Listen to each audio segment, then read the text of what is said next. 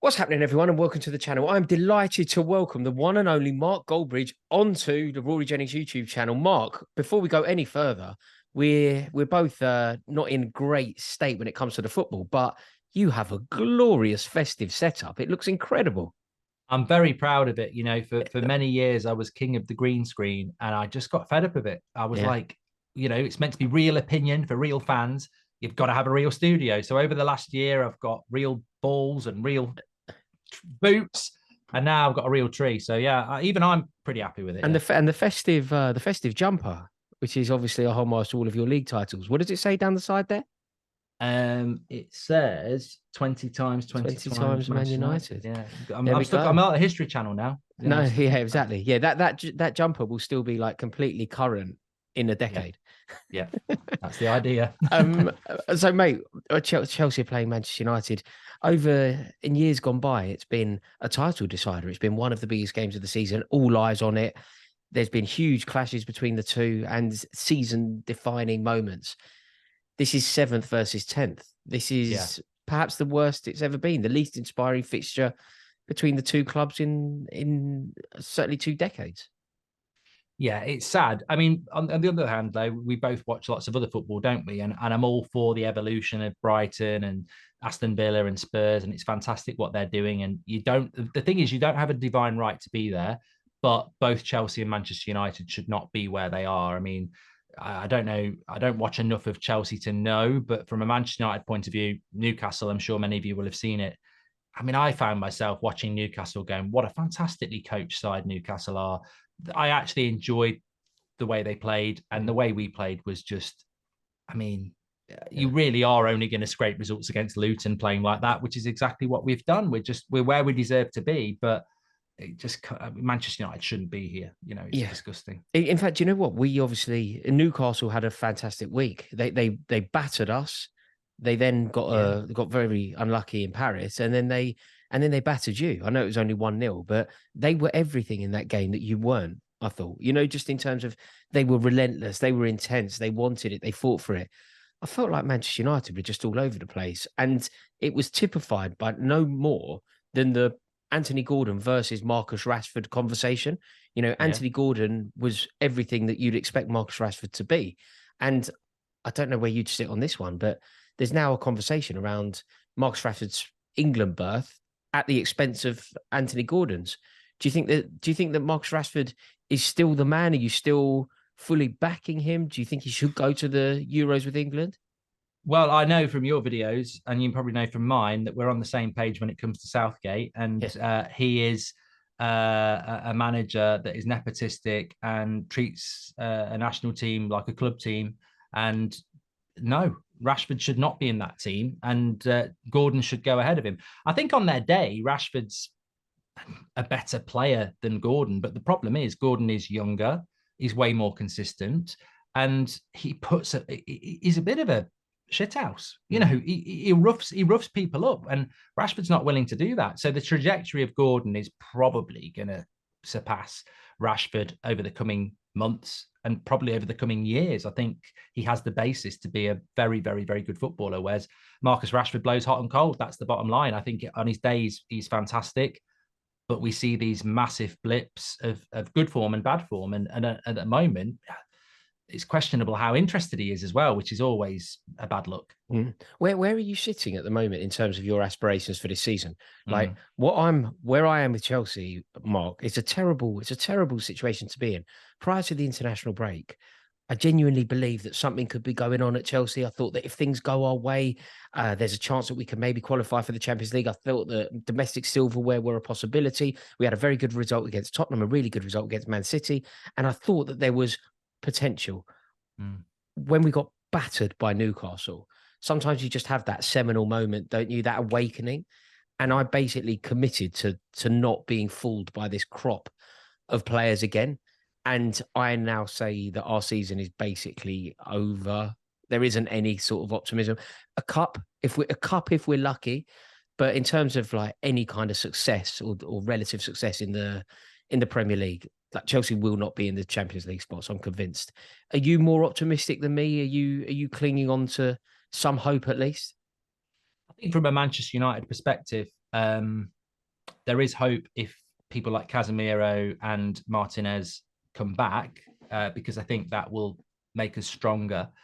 But I've felt for a long time we won't get top four. I think Man United on reputation will always be in a top four race, but I've seen enough football this year, and there are better teams than Manchester United. There are hungrier teams than Manchester United.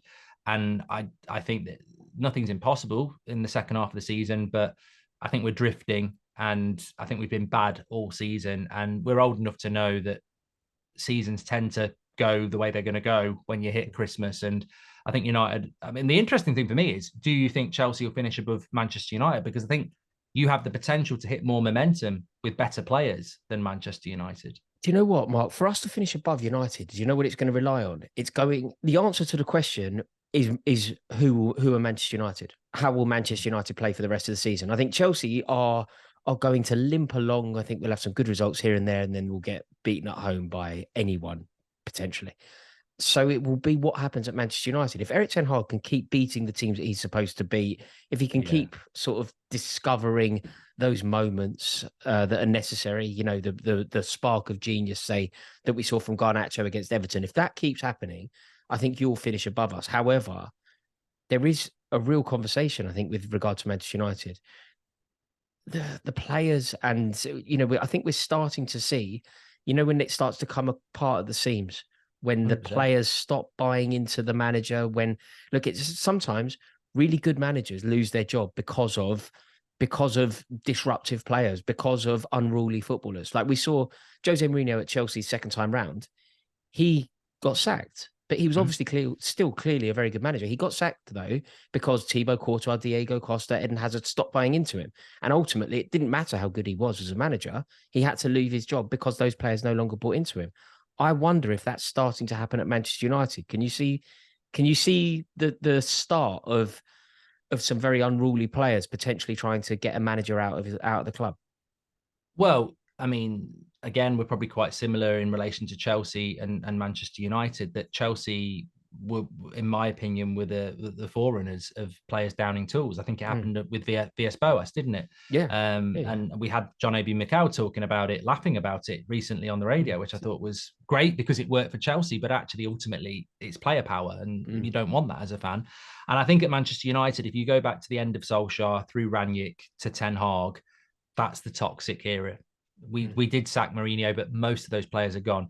But it was learned behaviour that's been passed down, and there's a toxic element at Manchester United that run a cycle of first year, I'll put an effort in, then I'll get a bit tired, start protecting my own interests, and force a manager out. And what the consistent theme then is that those players remain and survive, and the manager goes. And this is why Man United failed, because this player power runs that football club. I mean, we've spoken about this before.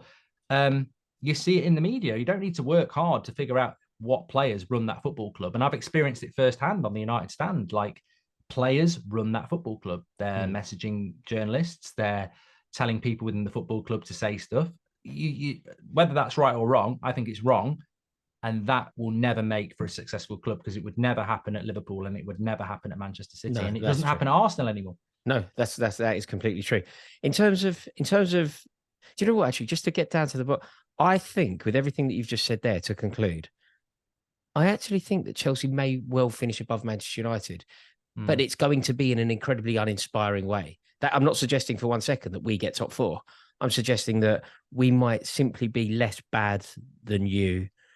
Only because I think there's a chance that you could capitulate. I think there's a chance that Ten Hag goes. I think there's a chance that your season could go even more wrong than ours.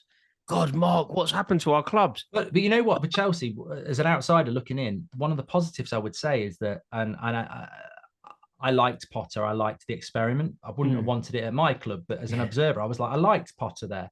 And it was very clear that Todd Bowley wanted to stick with Potter, but then the fans, quite rightly, were like, this is not for us. And to be fair, the owner acted with the fans. I think this owner at Chelsea, whatever his issues are, he will want to stick with Pochettino, and therefore the dressing room will know that, and the fans want to be patient. So I think there's a longevity in Chelsea's project.